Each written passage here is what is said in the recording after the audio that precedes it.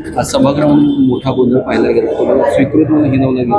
तुम्ही सभागृहाच्या बाहेर येत तुम्हाला बघतो, पण असं देखील धमकीवाचा इशारा दिला. काय करू शकतो?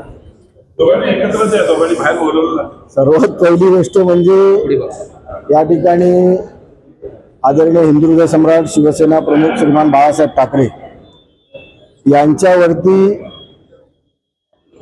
मुंबईच्या माजी महापौर किशोरदाई पेडणेकर यांच्याकडून जे वक्तव्य झालं त्याचा निषेध करण्याकरता आणि त्या अपमानाच्या विषयावर बोलण्याकरता महापौरांनी मला ज्या संधी दिली आणि मी बोलत असताना समोरच्या उभाटा गटाकडून सुकृत म्हणून 2 वेळा बोललं गेलं, परंतु त्यांना माहिती नाहीये, त्यांचा अनुभव कमी असेल.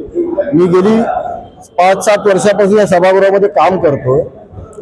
मला माझ्या पक्षाच्या मुख्य नेत्यांनी आदरणीय उपमुख्यमंत्री एकनाथ शिंदे साहेबांनी यांनी अधिकृतरित्या या सभागृहामध्ये पाठवलेलं आहे.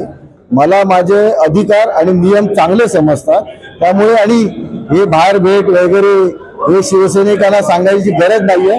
आम्ही शिवसैनिक आहोत, त्यांच्या समोरच बाहेर आलो, तुमच्या समोर बोलतो आणि समोरच माझ्या विभागामध्ये पण जाणार आहे. त्यामुळे असल्या पोकळ धमक्यांना आम्ही शिवसैनिक भीक घालत नाही.